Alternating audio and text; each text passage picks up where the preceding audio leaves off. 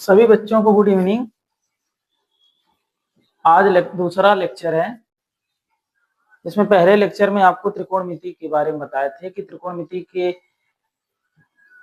Practice set जितने थे शुरुआत में जितने आपको मिले थे, इसमें लंब आधार कर्ण से आपको निकालना था, सब कुछ बताए थे। आज आपको दूसरे, क्योंकि अगले दिन आपको एक दिन बताए थे आपको कि ट्रिग्नोमेट्रिक टेबल कैसे बनाया जाता है, एक तरीके से आपको बताया था कि टेबल कैसे बनाया जाता है। आज क्या है कि आज सॉरी दूसरे चलिए अच्छा तीसरे लेक्चर में आज आपको इसमें ये बता दें कि इस टाइप की सवाल अक्सर हम देखते हैं, जितने भी हैं अक्सर स्टूडेंट देखते हैं कि यही कंफ्यूजन करते हैं कि जो हमें देते सिद्ध कीजिए कि इस टाइप से जितनी सवाल दे, चाहे 1 + sin x बटे 1 - sin x दे रूट में, या फिर 1 + cos x बटे 1 - cos x, जितना भी अगर इस टाइप से सवाल देती तो बच्चे यहीं आके फंसते हैं। उनकी यही प्रॉब्लम रहती है कि सर इस टाइप से अगर सवाल आती है तो क्या करें। और एग्जाम में श्योर है कि इस लेवल की सवाल एक आती है, एक तो कंफर्म है कि इस टाइप से सवाल आती है। और कहा जाता है कि अक्सर सभी बच्चे से सुने हैं कि यही कहते हैं कि सर इस टाइप की अगर सवाल आ जाएगी तो उसके लिए क्या करें। अगर इस टाइप की सवाल आ जाएगी, देखिए इस टाइप की सवाल के लिए किया क्या जाता है, आप ध्यान से समझिएगा। देखिए सबसे पहले अगर इसको सॉल्व करते हैं तो देखिए अब सिद्ध अगर ट्रिग्नोमेट्री पढ़ रहे हैं, सिद्ध करते हैं तो इसको लेफ्ट हैंड साइड ले लेते हैं, इसको राइट हैंड साइड, मतलब लेफ्ट हैंड साइड को हल करके राइट हैंड साइड लाना। और सिद्ध करना तो समझिए सबसे आसान होता है, क्योंकि उसमें हमें आंसर खोजना नहीं होता है, आंसर हमारे सामने दिया रहता है, बस हमें उसको इसको हल करके उसको लाने की जरूरत होती है। मतलब हमारा आंसर जो है सामने दिया रहेगा, हमें क्या करना पड़ेगा कि इसको हल करके लाने की जरूरत पड़ेगी। अब देखिए जैसे यही सवाल है, हल करें, अगर सॉल्व करें लेफ्ट हैंड साइड से, ध्यान दीजिएगा दिया क्या है कि 1 + sin x 1 - sin x, यही हमारी सवाल है। अब इसके लिए करेंगे क्या, ये चीज सबसे पहले आप ये ध्यान दीजिएगा कि यही सवाल इसके लिए किया क्या जाए। अब जैसे अगर यही चीज मानने के लिए चल रहे, मान लीजिए मेरे पास, क्या हम रूट में x/x अपने से लिख सकते हैं, फिर इसको काट देंगे 1 आ जाएगा और रूट में 1 की वैल्यू 1 हो जाएगी, मतलब कोई मतलब नहीं।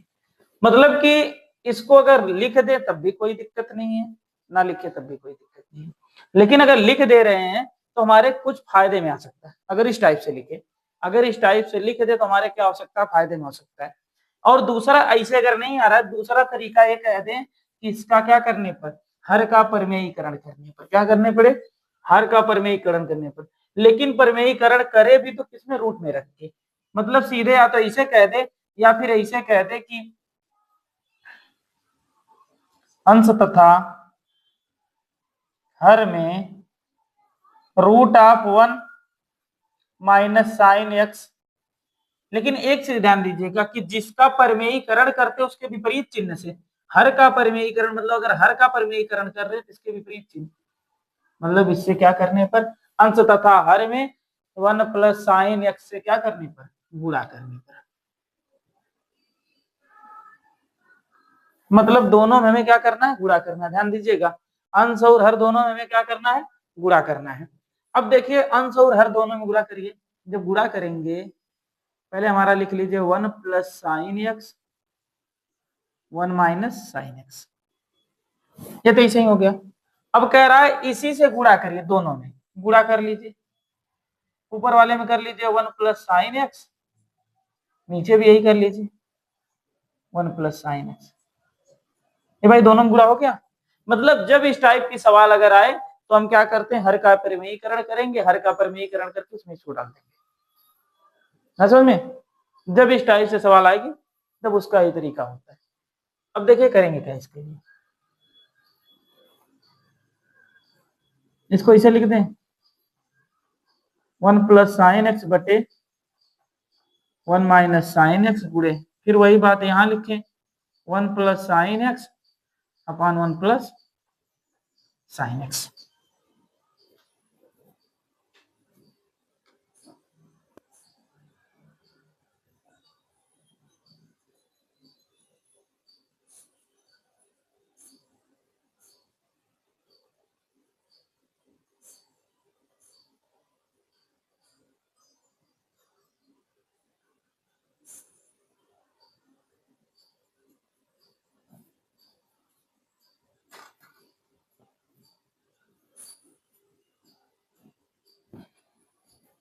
आगे ध्यान दीजिए।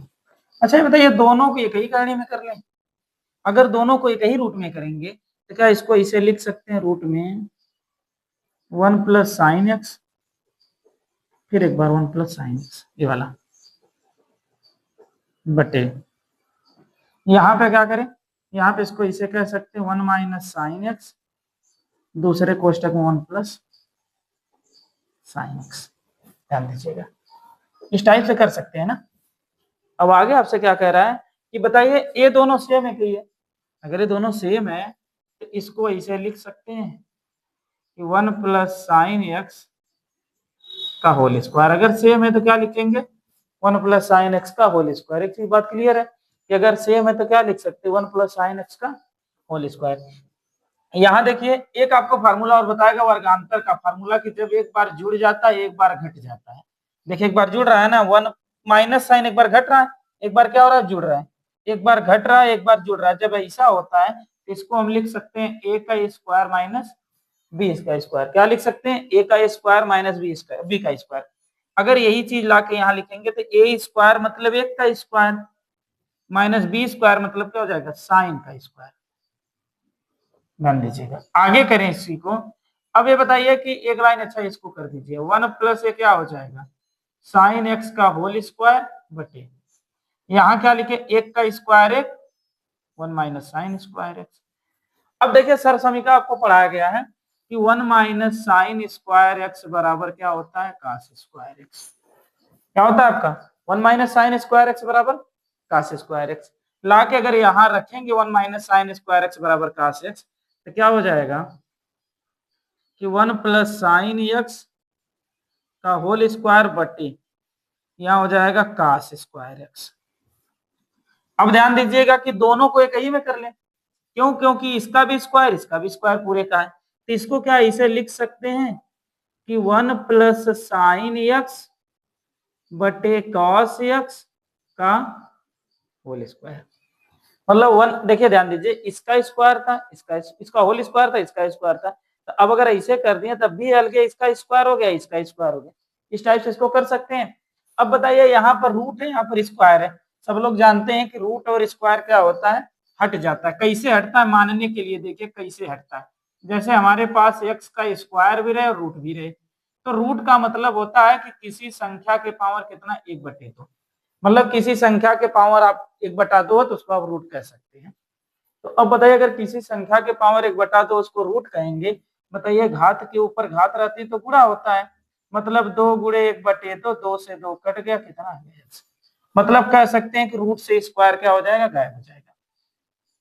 अगर गायब हो जाएगा, बताइए रूट से अगर स्क्वायर गायब हो जाएगा तो आपको बचेगा क्या, ध्यान दीजिएगा, अगर रूट से स्क्वायर गायब हो जाएगा तो हमारा आएगा क्या, देखिए ध्यान दीजिए, रूट और स्क्वायर हट जाएगा तो हमारा आएगा 1 प्लस साइन एक्स बटे कॉस एक्स।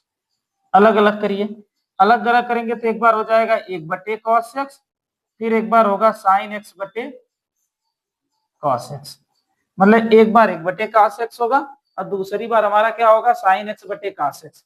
अब एक चीज आपको बताई गई है, बताया क्या गया है कि 1 बटे कॉस एक्स बराबर सेक एक्स और साइन एक्स बटे कॉस एक्स बराबर टेन एक्स।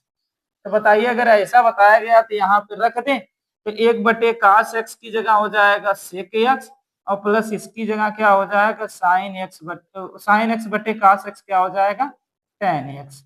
ये भाई बताइए राइट हैंड साइड में हमें यही लाना था ना, sec x plus ten x, यहाँ आया क्या, sec x plus ten x, मतलब हमारा ये क्या हो गया, क्लियर हो गया। देखिए ध्यान दीजिए, किया क्या गया है कि बताया ना कि सबसे पहले जो इसका हर रहेगा, या तो कह सकते हैं कि रूट में हर का परमेयीकरण करते हैं, या वैसे ना कर पाए तो अंश और हर में इसके जो रूट है उसके विपरीत से, अगर मतलब जो हर है उसका अगर पॉजिटिव निगेटिव है तो पॉजिटिव से और पॉजिटिव है तो निगेटिव से, अंश और हर दोनों में गुणा कर लेते हैं। गुणा करने के बाद दोनों को रूट में कर देते हैं और रूट में करने के बाद इसका स्क्वायर हो जाता है और यहाँ पर ए माइनस बी ए प्लस बी वाला फार्मूला लगता है, जिसमें ए स्क्वायर माइनस बी स्क्वायर होता है। यहाँ पर स्क्वायर, यहाँ एक का स्क्वायर एक हो जाता है, यहाँ पर क्या हो जाएगा, साइन स्क्वायर। अब 1 माइनस साइन स्क्वायर मतलब कास स्क्वायर। अब कास स्क्वायर हो गया, दोनों का एक के हम वर्ग कर लेते हैं, जब एक्के में करते हैं तो 1 प्लस साइन एक्स बटे cos x के पावर 2। अब रूट और 2 हट जाते हैं क्योंकि कट जाएंगे, कैंसिल हो जाएंगे। आएगा कितना 1 प्लस साइन एक्स अपान cos x। अब जब 1 प्लस साइन एक्स अपान cos x होता है, अलगे अलगे करेंगे तो 1 अपान cos x प्लस साइन अपान cos x। 1 अपान cos x को sec x कहा जाता है और 1 sine x plus cos x को क्या कहा जाएगा, tan x कहा जाता है। इतने हैं